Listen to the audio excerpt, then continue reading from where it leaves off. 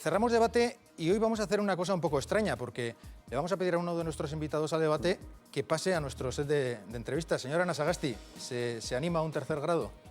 Como el obispo Munilla. Como el obispo Munilla. Bueno, pues vénganse conmigo. Hoy a la señora Ana Sagasti le vamos a explotar laboral y mediáticamente. ¿Qué tal está usted? Juan Carlos, me gusta de ti todo menos tu nombre. ¿Ah, sí? De eso hablaremos después. Vamos a repasar con el señor Ana Sagasti sin pelos en la lengua temas de actualidad, también aspectos de su trayectoria política. Yo quiero contarles una cosa sobre el señor Ana Sagasti. Yo le conocí hace 20 años, cuando llegué de corresponsal de TV a Madrid. Él era portavoz del Grupo Vasco en el Congreso y yo era un pipiolo de 24 años, recién llegaba a la corresponsalía. Y un buen día me di cuenta que cada vez que hablábamos él me sacaba más información que yo a él. Y entonces ya ese día dije, este señor, el señor Ana Sagasti, tiene mucho peligro. ¿Tiene usted mucho peligro? A veces, a veces. A veces. ¿Nos sentamos y lo hablamos? Sí. Venga, vamos allá. Le decía que tiene usted peligro, sobre todo por una cosa, porque yo lo que le he visto a lo largo de su trayectoria son muchas habilidades para mantenerse, diría yo, en primera línea, incluso en momentos en los que su partido ha tenido rumbos un poco distintos. Pero eso yo creo que, bueno, había un político venezolano que decía, mientras respira, aspira, el verdadero político. Y otro decía que del ministerio al cementerio, ¿no? Yo tengo muy claro de que una sociedad democrática institucionalmente bien organizada necesita políticos profesionales. No profesionalizar la política, sino políticos profesionales. Todo eso hay que... La renovación está muy bien. El PNV se ha renovado de arriba abajo. Yo creo que hoy manda una generación alrededor de la cincuentena, ¿no? Y todos a partir de la cincuentena pues ya no existen políticamente. Busque uno de mi generación que esté en activo. El único que queda, el último mexicano que queda. Pues eso, ¿que cómo lo hace? Sí, y bueno, pues simplemente porque bueno, me he dedicado a ello, porque vengo del franquismo. Es decir, que no vengo de, o sea, no estoy de última hora, sino que estuve en la época dura y luego la época dura me fue arrastrando. Llegué a Madrid y bueno, en Madrid pues he tenido un cierto trabajo y un protagonismo que muchas veces pues ha sido porque éramos representantes de lo vasco, porque en ese momento no estaba de Río Batasuna, nosotros el PNV estamos en el Congreso de los Diputados desde 1913 y lógicamente en un momento en que Aznar, con aquella ofensiva del TED contra todo lo vasco, pues indudablemente te ponía en el punto de mira y eso te da mucho protagonismo, pero no es un mérito propio, sino en todo caso es un mérito de una coyuntura. Pero yo creo que situaciones como la mía va a ser difícil que se repitan.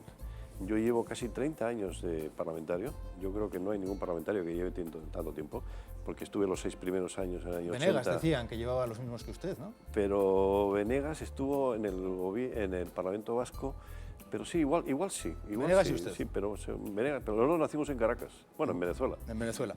Bueno, a todos nuestros invitados les preparamos un perfil. Este es el suyo. Nacido en Cumaná, Venezuela, hace 65 años, al senador Ana Sagasti le va la marcha y no precisamente la caribeña. Fue el azote del gobierno durante su etapa de portavoz parlamentario y ahora reparte cera desde su blog, uno de los blogs políticos más seguidos. El Rey, Rajoy, Almunia, Josu Urrutia, Pérez Reverte, nadie escapa a sus críticas y más de uno se enfada. ¿Pero es Iñaki tan fiero como lo pintan? Que sepamos, tiene dos debilidades. Iker y Nayara, sus hijos. A Iñaki le va la buena mesa y aunque cuida su colesterol, no desprecia una buena tortilla de patatas. Le apasiona el cine, la fotografía en blanco y negro y recorrer el mundo con María Esther, su mujer. Iñaki Ana Sagasti es uno de nuestros políticos más mediáticos y hoy nos acompaña en El Dilema para repasar la actualidad sin pelos en la lengua. Ya de entrada me decía que le gustan muchas horas de mí menos el nombre. No, bueno, lo decía de broma. Juan Carlos, porque yo creo que me han encasillado en un papel que no es el mío, que es una especie de peñafiel político, ¿no? Y no lo soy. Simplemente que en un momento determinado vi lo que se venía. Yo creo que he sido el primero que denunció todo ese tipo de corruptelas. Y las denuncié donde hay que denunciarlas, no en el blog, sino en la tribuna, en el Congreso de los Diputados, ¿no? Y además lo hice con toda aquella derecha dura y asilvestrada que me insultó y me dijo de todo, pero... Echa de menos esa tribuna, la del Congreso. Pero tengo la del Senado, lo que pasa es que el Senado no tiene visibilidad. No es lo mismo. no es lo mismo desde el punto de vista, pero desde el punto de vista de la capacidad de control que tiene el Senado es la misma. Yo, por ejemplo, la semana que viene no, pero la siguiente estaré haciendo preguntas. Y pregunto no solamente sobre la monarquía, pregunto sobre todo. Pregunto sobre el cuartel de Loyola, estoy en la Comisión de Defensa, o pregunto sobre cualquier investigación y desarrollo. Lo que pasa es que la normalidad, desgraciadamente, no es noticia. Pero usted lo sabe porque además es periodista. Eso es, Sí. el Senado es segundo plano. Yo no sé si alguna vez ha tenido la sensación de, bueno, pues que su partido lo colocaba en un segundo plano. Bueno, yo estuve 18 años de portavoz en el Grupo Vasco. Acababa el ciclo de Javier Arzayus en la presidencia del Euskadi Buru Batzar. El propio presidente del Bizkaia Buru Batzar me hizo una propuesta para ir de candidato al Parlamento Europeo. Es decir, había acabado un ciclo, yo lo conocía y además yo había vivido 4 años durísimos con Aznar. Era una mayoría absoluta, además que una mayoría absoluta demoledora, porque no nos dejaba ni respirar y además trataba de unir PNV con violencia y con ETA. Y eso era muy duro, sobre todo porque había atentados y uno no podía salir a la calle, ¿no? Entonces, cuando a mí me hicieron aquella propuesta de dejar aquello, pues me consideré lógico, ¿no? Porque además hay que renovar. Y me hizo la propuesta del Parlamento Europeo, pero yo el Parlamento Europeo lo veo lejos. Yo tenía niños pequeños y le dije, oye, yo casi preferiría el Senado. ¿Por qué? Porque el Senado está al lado de casa, el Senado tiene mi capacidad de control, uno puede hacer discursos de todo tipo, otra cosa es que tenga audiencia o no audiencia. Me dice la gente, oye, que no te vemos y tal, oye, pues mira, y además tú sabes mejor que nadie que los periodistas son muy comodones. Los periodistas no están donde está la noticia muchas veces, están donde está en el Congreso que tienen su oficinita. Y muchas veces la noticia está en el Senado, porque ahí tienes políticos de raza de toda la vida y no es el Valle de los Caídos, ¿no? Pero bueno, sin embargo es esa imagen que se da y bueno, hay que aceptarla. Me decía, cuando me propusieron lo del Parlamento Europeo tenía niños pequeños. ¿Padre maduro, tardío? Bueno, sí, ahora ya tienen 20 y 19 años.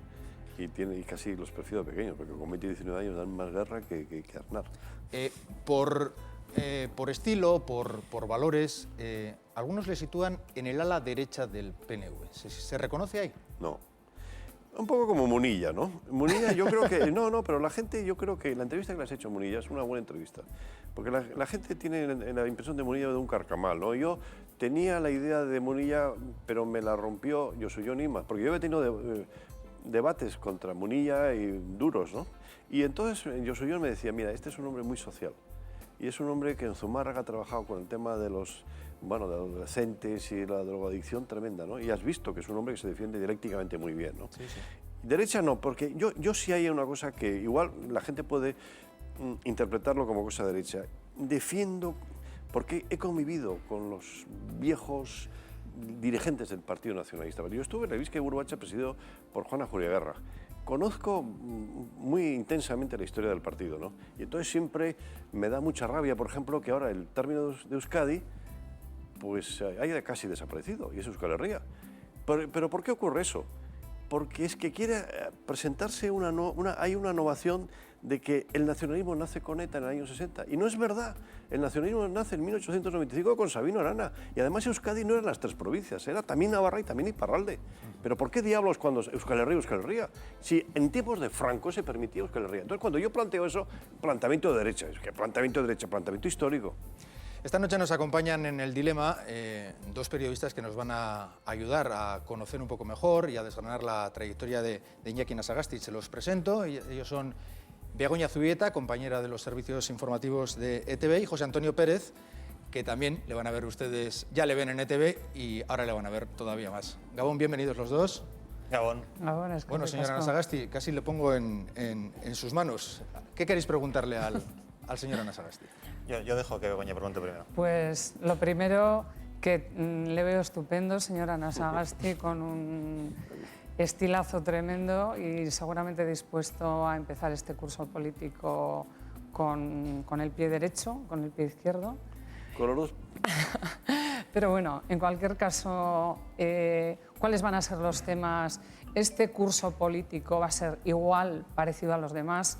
¿Estamos ante un cambio de algo diferente a otras legislaturas, quizá? Bueno, nosotros empezamos la semana que viene ya la actividad política, ¿no? Y empezamos con temas, por ejemplo, la ley de cámaras. Y empezamos también con la ley eléctrica, o sea, con temas energéticos. Y empezamos también con la ley de acción exterior. Y empezamos con la guerra de Irak, de posible guerra que se va a producir desgraciadamente en Siria, ¿no? Que además nosotros logramos en su tiempo que el ministro de turno pues también compareciera en el Senado, ¿no? Yo creo que hay muchos temas, ¿no? Hay muchos temas, pero hay un tema fundamental, que es el tema Bárcenas. Y sobre todo hay un tema importantísimo que es si un presidente de gobierno puede mentir en una cámara y que no pase absolutamente nada. Y no va a pasar nada. Yo a mis compañeros les decía, no va a pasar nada. ¿Por qué?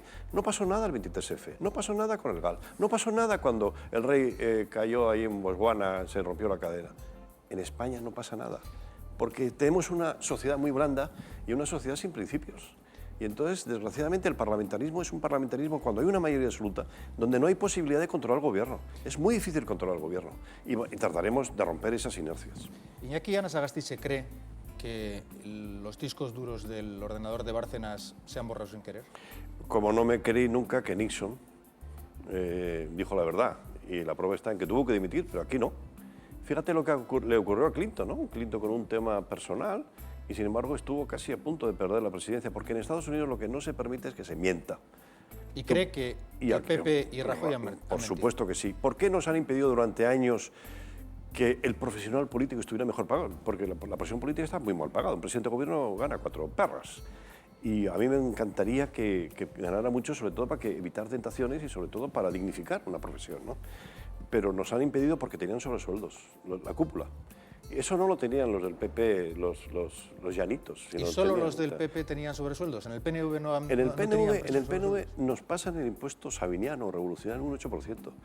No solamente no nos dan sobresueldo, ni cosas parecidas. Ya, pero usted me habla de la caja. Nosotros hemos pagado, y además es normal. Un partido político lo que le rompen son las campañas electorales. Y si las televisiones públicas funcionaran de otra manera, las campañas electorales serían mucho más baratas que lo que son ahora. Me toca. No, lo primero quiero aclarar que yo no soy periodista. Me has presentado como periodista. Mal presentado, entonces. Mal. Empezamos mal. Empezamos mal, vamos a acabar peor. No, pero bueno, me lo has puesto en bandeja una pregunta muy fácil. ¿Cómo se imagina usted en Anasagasti las televisiones públicas? En concreto esto, ¿usted qué haría con ETV? Las televisiones públicas debían de seguir más de cerca no solamente la espuma de la noticia, sino una tramitación legal que importa muchísimo y que tiene muchos momentos. Tienes de la ponencia, la comisión, la capacidad de control del gobierno. No, yo creo que la gente ve la política de forma muy epidérmica, como espectáculo. Y yo creo que una televisión pública debe tener, lógicamente, dar espectáculo, pero debe ser mucho más profesional desde el punto de vista, cuando hay un proyecto de ley, cuando hay intereses contrapuestos, tiene que dar a conocer esos intereses contrapuestos y por qué, y cómo se defienden. Y a un elegido democráticamente, yo he sido elegido con voto directo, ¿eh? Un senador, cuando hablan listas abiertas, es que listas abiertas existen. El Senado tiene listas abiertas. Yo tengo 250.000 votos detrás mío. Es decir, 250.000 personas que han votado por el PNV, porque, hombre, represento al PNV, que deberían saber qué hago yo. Por eso es un sucedáneo el tener un blog. Pero me gustaría que la televisión pública siguiera mejor los debates y que no solamente se quedara en lo que es el espectáculo. Yo le decía antes, le sacaba el tema de la monarquía, hacía el chiste con el nombre de Juan Carlos. ¿Qué sensación tiene ahora que, bueno, pues poco más o menos que todo el mundo está en la misma línea de dar caña a la monarquía y en concreto al rey? Pues en primer lugar que hemos vivido una gran mentira, una gran hipocresía durante muchísimos años. Yo personalmente, a mí cuando me dice María Antonia Iglesias públicamente, dice, ¿tú has ido a cantidad de cenas en el Palacio Real? Pues claro que sí. Pero indudablemente llegó un momento con la guerra de Irak que la calle ardía y el rey tiene asignado por Constitución, en el artículo 63, que el rey, previa discusión en las Cortes Generales, declara la guerra y hace la paz. Y además es jefe de las Fuerzas Armadas. Y Aznar nos impedía discutir ese tipo de cosas con su mayoría absoluta en el Congreso. Entonces, ¿este señor para qué sirve?, dije yo. ¿Este señor sirve para qué? ¿Para dar la mano? Y luego, cuando te vas enterando de cosas privadas, pues el tema de Corina, pero anteriormente aquella anticuaria de mallorquina, la Marta Gallá, la Bárbara Rey, las amantes, el irrespeto a la reina, porque no se habla del respeto a una señora que está casada públicamente. Bueno, y luego el tema de los negocios. Cuando se decía, es que la monarquía española es la más barata. Mentira. Porque resulta que todos los gastos están salpimentados en los ministerios. Luego, cuando te decían que era la institución más valorada, Claro que era la más valorada porque es que no se abría la ventana de la información, porque no había información sobre lo que hacían. Y entonces, pues todo ese tipo de cosas las denuncié públicamente, me pidieron un libro, lo escribí, la editorial lo mandó a la Zarzuela, y lógicamente la Zarzuela dijo, bueno, pues esto es una barbaridad y tal. Lo editó Javier Ortiz, tuvo un cierto éxito, pero luego el tiempo, desgraciadamente, me ha dado la razón, porque fíjate, en este señor, ¿dónde está ahora el rey? ¿Dónde está? Con Corina. Está con Corina, que me parece muy bien que esté con Corina, pero ¿y dónde está la reina? Pues en Maribel. ¿Pero tú crees que eso es serio cuando te presentan a la familia ideal, ejemplar, y además que la monarquía tiene que ser útil y ejemplar? ¿Útil para qué? Ha ido a Marruecos en un viaje y fíjate que follón ha montado con el pederasta, el señor este. Y no ha habido ninguna crítica, pero resulta que ha habido 60 familias de niños que querían adoptar niños en Marruecos y que no le han dejado. Y sin embargo logra un indulto para 47 delincuentes y uno de ellos pederasta. Pero bueno, ¿pero qué es esto? Begoña. Estamos asistiendo además a un relevo generacional en Europa de las monarquías. Curiosamente, la más asentada, la británica, es la que menos mueve la ficha. Pero, señora Ana Sagasti, ¿qué pasaría en España si de repente este señor dejara el bastón, se retira con Corina o con quien sea y de repente nos tenemos que plantear relevo generacional? ¿Podría no darse? Bueno, yo creo que Juan Carlos quiere morir con las botas puestas, es decir, después de un reinado de 30 y pico años, no quiere quedar con el estigma del tema del elefante famoso y todo ese tipo de cosas. Lo malo está en que, desgraciadamente, el Partido Popular y el Partido Socialista son lo mismo. A mí lo que me duele es el Partido Socialista, no el Partido Popular. Porque el Partido Popular, que sea monárquico, me parece que está dentro de la lógica de lo que es la derecha. Pero que el Partido Socialista, con tantos muertos republicanos, no reivindique por lo menos ejemplaridad y que haya un tipo, por ejemplo, en el año 78, porque había una presión militar, no se puso a consideración del ciudadano si teníamos que vivir en un régimen republicano o en un régimen monárquico, monarquía parlamentaria. Pues yo creo que si en el momento en que el señor Juan Carlos tenga que abdicar por razones de edad, porque no está para muchos trotes, pues indudablemente que se sometiera a referéndum la posibilidad de que este señor Felipe de Borbón sea o no el jefe del Estado. ¿Pero por qué tiene que ser el hijo de su padre el jefe del Estado? Y te dicen, no, es que puede venir Aznar. Bueno, pues si viene Aznar, desgraciadamente, pero los 4 años a Aznar se le quitaría. Y puede venir del Bosque, o puede venir un viejito como Napolitano en Italia, y puede ser una maravilla, ¿no? Bueno, me va a tocar pedirte respuestas más breves, porque hay un montón de cosas que tenemos que abordar y si no nos va a dar tiempo. José Mira, Antonio. es muy directa. ¿Para cuándo calcula, señora Ana Sagasti, que acabará la transición española, más o menos? Yo creo que la transición española acabó con el 23F. ¿Acabó ahí? Sí. Y entonces la monarquía, por ejemplo, es una nueva fase tras la transición. Lo digo porque se habla de la cultura de la transición ahora. Usted ha dicho que el PSOE y PP son lo mismo. Alguien diría que también el PNV, CIU, como un gran bloque de... La transición fue un camelo, el propio Munilla lo ha dicho. Sí. El rey estuvo involucrado en el 23F, cuando no olvidemos que Armada lo impuso él como segundo jefe del Estado Mayor, y por tanto, pero de esas cosas no se hablan, y no se puede hablar, con el tiempo se hablará, ¿no? Pero yo creo que ahí acabó, porque acabó el camelo y entonces consolidaron un jefe del Estado basado en la mentira y en la hipocresía. ¿Qué dijo Iñaki Ana Sagasti del Valle de los Caídos para que la Asociación en Defensa del Valle de los Caídos le pusiese una querella? Sí, y además, pero en verano he tenido la curiosidad de ir al Valle de los Caídos. Ha Y me he estado en el Valle de encontrado los además Caídos. al día siguiente con el que me puso la querella, ¿no? Pero el Supremo lo... ¿Y estaba lo allí, en el sobreseía. Valle de los Caídos? Estaba allí. Pero claro, ese tipo de personajes, yo me he encontrado mucho ese tipo de personajes en Madrid, que te ponen a parir, pero cuando tú te enfrentas a ellos, resulta que reculan. ¿Y qué dijo? Porque igual hay gente que no sabe lo que dijo. Bueno, yo dije en un debate parlamentario, recordé la película El puente sobre el Río Kwai. No sé ¿La si que lo has vuela en visto, el ¿no? puente? Vuela en el puente al final, ¿no? El coronel Boyi y se da cuenta de lo que había hecho. Había construido aquel puente para que pasaran los japoneses, ¿no? Ya. Y entonces dije, bueno, caramba, si esto no va a ser un parque temático dedicado a la paz, pues oye, mejor que lo vuelen. Pero ese era un planteamiento dialécticamente parlamentario, pero entonces me empecé a dar una querella. ¿Y qué pasó con la querella? No, que el Supremo lo sobreseyó diciendo que, bueno, pues era dentro del ámbito político, se pueden expresar este tipo de cosas. ¿Y has estado en el Valle de los Caídos? Estuve, sí, hace un mes estuve allí. ¿Te gustó? Me pareció una obra, y además sobre todo porque detrás de ese Valle de los Caídos hay mucha gente republicana, nacionalista. Juana Juregarra se negó a trabajar en el Valle de los Caídos porque además había la redención de penas por el trabajo y él se negó a ello. Y entonces me acordé de toda aquella gente que había muerto, lo que había durado, la mentira que hay de todo eso, y me da mucha pena que en este momento esté abierto el Valle de los Caídos y que Franco esté ahí. Pero es como, tú imagínate que en Berlín hubiera un monumento a Hitler, o en Roma un monumento a Mussolini, en cambio aquí el Partido Socialista lo permite. Yo creo que el Ramón Jáuregui es un gran culpable, porque fue el responsable de tramitar la memoria histórica, y resulta que por pactar con el Partido Popular, en eso no se puede pactar con el Partido Popular. El Partido Popular dijo que Franco tenía que estar ahí, y Franco sigue ahí. ¿Lo de Gibraltar ha sido una cortina de humo? Bueno, yo creo que lo de Gibraltar es lo de siempre. En la época de Franco se decía que España limitaba al sur con una vergüenza, y entonces García Margallo, el primer día que va al Parlamento Europeo, le dice a los diputados del socialista Gibraltar español.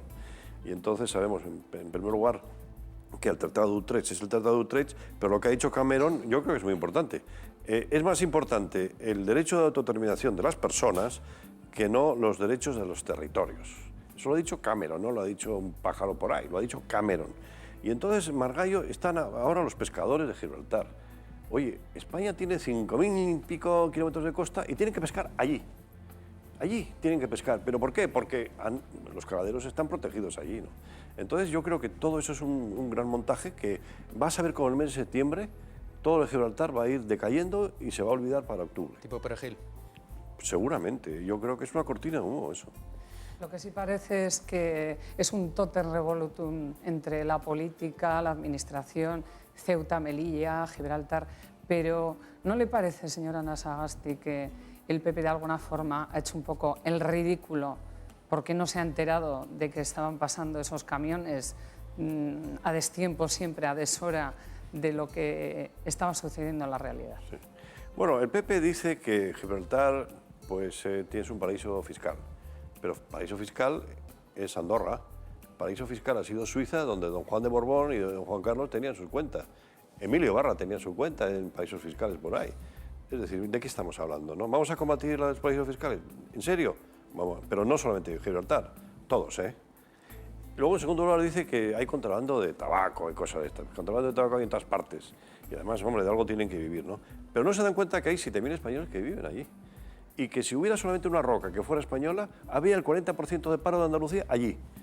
Y yo creo que, bueno, además los británicos, todo lo que sea tratar de humillarlos públicamente es que no lo van a tolerar jamás. Por tanto, yo creo que lo de Gibraltar es una chuminada más de este gobierno que tiene que tapar las vergüenzas del caso Bárcenas con un tema sensible que está haciendo mucho daño a toda esa gente que está en esas colas. En tu blog comparabas Gibraltar con Ceuta y Melilla. Bueno, ¿Provocación o...? No, yo decía, y además el presidente de Melilla, Sí. me puso a bajar de un burro.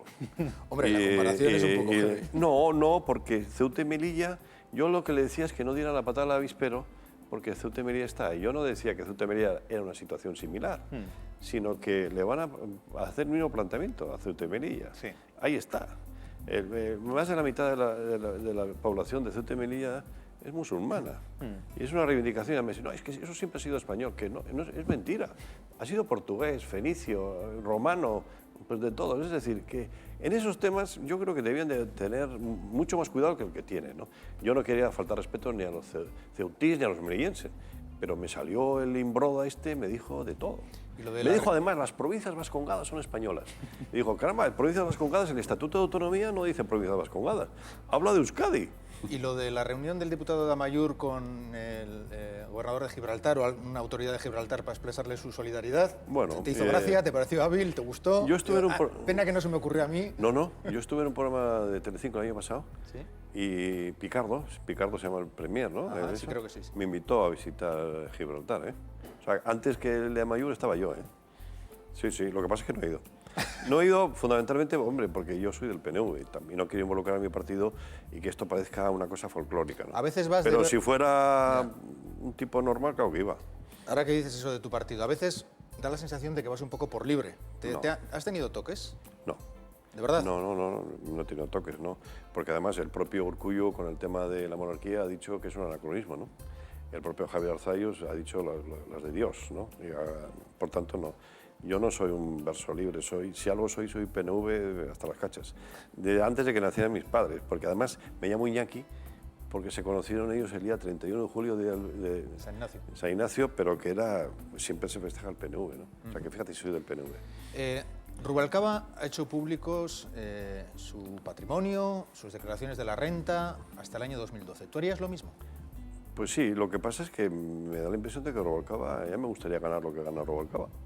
Porque nosotros los parlamentarios ganamos, porque él tendrá en este momento el plus de portavoz y de presidente del grupo y tendrá alguna prebenda del propio partido, ¿no? Pues Iñaki, perdona, en 2011, según la declaración de Rubalcaba, 47.000 euros netos. 47.000, pues que son aproximadamente netos, 4.000 y pico sí, euros por ahí. al mes. Es que la gente piensa que un senador o un diputado gana muchísimo dinero, gana 3.800 euros y luego pues los 1.500 por vivir en Madrid, porque claro, tienes que comer y dormir en un hotel, porque si no, no tienes casa, ¿no? Pero dietas y viajes tenéis pagados. Pero esas son las dietas. No, el viaje en avión sí, pero claro, de alguna manera tienes que ir, no vas a ir a donde te stop, ¿no? Pero no, pero yo creo que ahí hay mucha leyenda en eso. Y yo, fíjate que te voy a contar una cosa, y además Begoña también conoce y tú conoces, la figura de Enrique Curiel. Enrique Curiel era un parlamentario, era un diputado, y luego un senador, era el coordinador del Grupo Socialista. Bueno, pues su partido no le puso en las listas. Él vivía con 700 euros como profesor asistente en la Complutense y no podía atender su cáncer. Es decir, así como hay mangantes, como Bárcenas, yo a Bárcenas lo tengo en mi propia comisión, pero hay gente como Curiel y hay mucha gente normal que trabaja muchísimo y que no tiene el reconocimiento público que debía tener. José Antonio. Has dicho que sí lo haría público, entonces ¿por qué no hacerlo público? ¿Perdona? Que ha dicho que sí haría público su sueldo ante la No, pregunta está de público. Tú métete en la web del Senado y ahí lo tienes todo. ¿El sueldo o todo su patrimonio? Todo. El patrimonio, la casa, la no sé qué y todo. ¿Dónde pondría usted el límite a la transparencia? Hombre, que te digan tu casa, si tienes dos casas, decir la dirección de tu casa. Porque sobre todo en la época anterior, o si la gente te quiere hacer una faena, pues eso se hace hoy, te involucra a todos. incluye Es decir, tú tienes que saber que yo tengo una casa o una casa y media o tengo una segunda vivienda, pero no decir dónde. No, yo creo que eso debía haber una cierta discreción en eso. ¿Hablamos de fútbol? De fútbol hablamos. ¿Te alegras por la Real? Bueno, mira, yo viví 5 años en Donosti, en la calle Prín. Conozco mi aitona, que era de la calle Campanario, mi ama, que nació en Motrico. O sea, la mala leche que tengo es guipuzcoana. Pero mi aitona era del Atleti. Porque aquí hay mucho... Ahora no, pero había un sentimiento, sobre todo en las familias nacionalistas, de que el Atleti era lo representativo, no la Real Sociedad, que fíjate, se llama Real Sociedad. Otra cosa es la situación actual. Y yo creo que la Real Sociedad está, bueno, tiene un mérito tremendo, ¿no? Y lo que está haciendo me encanta y bueno, me da envidia. En el blog de Iñaki Anasagasti yo he leído que si Bielsa se iba, Urrutia se tenía que ir con él. Bueno, porque pues no Urrutia, Bielsa se ha ido, Urrutia no, Iñaki. Sí, pues oye, pues son las cosas. Pero es que no me gusta, a mí no me gusta el tono autoritario de la gente. Y cuando a la gente se le trata de usted, públicamente, porque igual se pasó Bielsa con el tema de la jardinería y todo aquello, exceso de celo que tuvo, pero el trato que recibió públicamente no me gustó nada.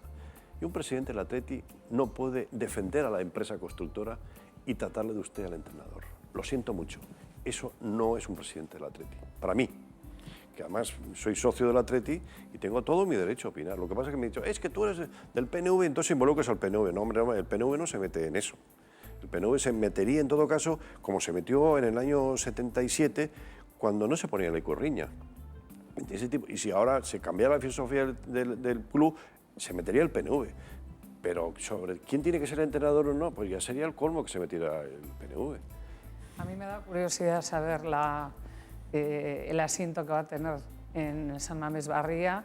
Quizás sea socio de algún famoso, por ejemplo, como Almunia, que también es socio. Bueno. ¿Se hablan de las mismas cosas en los pasillos del fútbol? Que se hacen business políticos, vamos a decir así. No, lo que pasa es que yo tengo dos entradas de mi hijo, que estaba delante, y yo detrás. Y entonces ahora, cuando se ha cambiado, pues hemos pedido que nos cambien para estar los dos juntos, ¿no?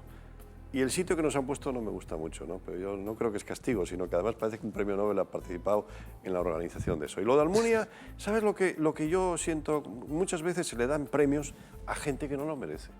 La Cámara de Comercio de Bilbao no tenía que haberle hecho a Almunia, porque es la responsable, pues hijo ilustre o hijo de no sé qué de Bilbao. ¿Pero por qué? ¿Pero qué ha hecho Almunia por...?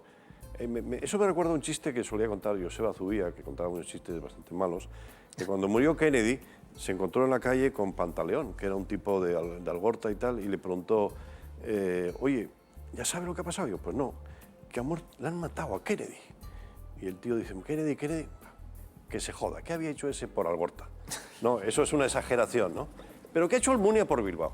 Ahora mismo se ha perdido un contrato, ¿eh? La Naval ha perdido un contrato de 100 millones. ¿Y quién es el responsable? Almunia. ¿Por qué? Porque ha defendido más a Corea que a Europa, y estamos en Europa.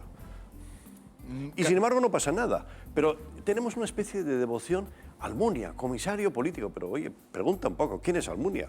Nació en Bilbao, es del Atleti, pero ¿qué ha hecho por Bilbao? No ha hecho nada. Como Kennedy, no ha hecho nada. Creo que tienes más afecto por otro también bilbaíno, por Iñaki Azcuna. Quería preguntarte si sabes qué tal está.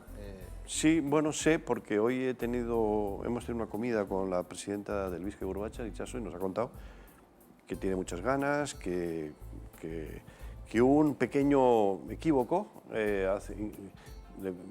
que había entrado en coma, que no, mentira, no había entrado en coma, y que tiene unas ganas de pelea bastante considerables, de manera que yo creo que hace falta que vuelva al ayuntamiento porque además lo necesita vitalmente. Pues nada, desde aquí le deseamos a Iñaki Azcuna, por supuesto, que sí, una pronta recuperación y que vuelva a ese ayuntamiento de Bilbao. Compañeros, ¿alguna cuestión más? Pues... No, si no, no. Si no, es que... Begoña me hizo una vez... Yo sí le quiero preguntar algo. A ver, pregunta. Si está terminando el libro, porque claro, sabemos que es periodista, pero lo que muy poca gente conoce es que también Iñaki Anasagasti es escritor. Está escribiendo una novela. ¿Cómo va esa novela? ¿De qué va? ¿De qué va? No. Yo he escrito cosas con Josu Erkoreka, dos familias vascas, la familia de Manuel, de José María Aznar y de Arriza, también con Beloki, somos vascos. Hemos escrito, la verdad es que el político vasco es ágrafo, no escribe nada. Y a mí me encargaron el libro Una monarquía protegida por la censura, que lo escribí. Y luego, como no me lo publicaron, tenían una cierta sensación de agravio conmigo. Y me dijeron, escribe lo que quieras. Y he escrito un libro que se titula Jarrones chinos. Porque eso de jarrones chinos, la expresión no es de Felipe González. ¿Ah? Esa es una expresión que además se la atribuye a Felipe González. Claro, como Felipe González es un monstruo político, pues lo bueno y lo malo se la atribuyen. Eso es, yo lo traje yo de Venezuela. El expresidente es como un jarrón chino, que vale mucho, pero nadie sabe dónde ponerlo. Pero tampoco es de Venezuela, es de Eduardo Frei, que fue presidente. Y entonces he escrito sobre las relaciones que hemos tenido con todos los presidentes que son ahora jarrones chinos. Desde Zapatero, que es un jarrón chino, hasta el propio Felipe González o el propio Carlos Sotelo. Y luego me han pedido otro libro sobre la monarquía de esa. Y entonces, bueno, pues ya me he animado y este mes de agosto he estado trabajando, he recopilado mucha información y se va a titular Ni útil ni ejemplar. Pero también yo le quería recordar a Begoña Zubieta una entrevista que me hizo, porque nosotros en Venezuela, y yo por ejemplo era también crítico con ITV, porque Radio Euskadi no ha cumplido 30 años. ¿Ah, no? No.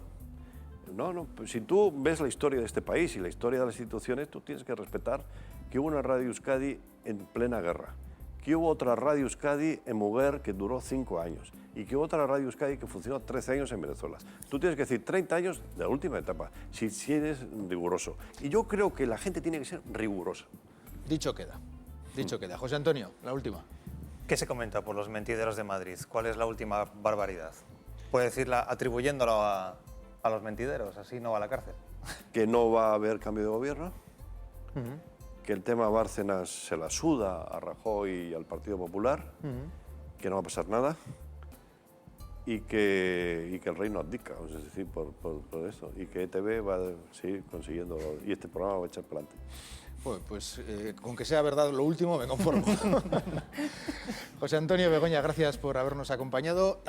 Con Iñaki Anasagasti quiero hacer otra cosa más, porque le quiero proponer un juego para terminar. ¿Se anima? Bueno, depende. Es ¿no? fácil, no pasa fácil. nada, pero necesitamos acercarnos a donde está Sayoa Martija. Vamos un momento. Vamos para allá. Es un juego, pero inocente, ¿eh? Ya a estas horas de la noche no nos vamos a meter en muchos berenjenales. Vamos a ver. Señora Anasagasti. Sayoa. Bueno, Aquí en me medio. colocaré Aquí en medio, aquí en ¿Ah, yo en medio? Sí. Bien. Bueno, ya habrá comprobado que el dilema es un programa muy sobrio, por lo tanto es un juego sin ninguna malicia. No, sí, nos ha habido un vaso de agua solamente. ¿Con cuál de estos dos amigos iría de potes usted? Con Rajoy. Sí, porque el otro, el Rubalcaba es un calculador. El Rajoy tiene mejor talante y le gusta el deporte. Segunda pregunta. ¿A cuál de estas dos Sorayas invitaría usted al cine? ¿A Soraya Sáenz de Santamaría, portavoz del Gobierno, o a Soraya Rodríguez, portavoz de los socialistas en el Congreso? Soraya Rodríguez, porque Soraya Sáenz de María es ripipi hasta más no poder. ¿Ah, sí? Muy ripipi. Es una tía muy inteligente, tiene la cabeza muy enamorada, pero muy ripipi. Vale. Tercera pregunta. ¿Con cuál de estas dos líderes vascas haría pareja de mus? ¿Con Laura Mintegui o con Arantxa Quiroga? Pues hombre, mucho más guapa es Arantxa Quiroga. Es Palmus Iñaki. Pero con ninguna de las dos. Pero hace falta pareja para el mus. Venga. No se decide. Pues con Laura Mintegui. Con Laura Mintegui. Bien, pues pasamos a la cuarta pregunta. ¿A cuál de estos dos ministros invitaría a su choco a comer un buen bacalao al pil-pil? Con Ver. Ver tiene retranca, sentido del humor y distancia. Ahora es un español de mucho cuidado. Y Montoro, pues es muy monotemático, es muy aburrido. Y una última pregunta, señora Anasagasti. ¿A cuál de estos dos hombres de negocios prestaría un libro con V de vuelta? ¿Al señor Bárcenas o a Iñaki Urdangarín? Pues el libro que escribí, Una monarquía protegida por la censura, se la prestaría a los dos. Pero Iñaki Urdangarín, yo le debo algo a Iñaki Urdangarín. Que Iñaki Urdangarín, mis aitas me pusieron Iñaki Mirena, de nombre, y el ABC, sobre todo, siempre me llamaba Ignacio. Hasta que Iñaki Urdangarín apareció y se iba a casar con la infanta Cristina, y a partir de entonces me llamaban Iñaki. Entonces, bueno, tengo más simpatía por Iñaki Urdangarín. Bien, pues dejamos aquí nuestras preguntas. Pues ha sido un placer, señora Anasagasti. Espero Lo que mismo. también lo haya sido para usted. Sí, cómo no. Pues- Y a la orden. ¿De acuerdo? Hasta otra ocasión. Muy bien. Gracias.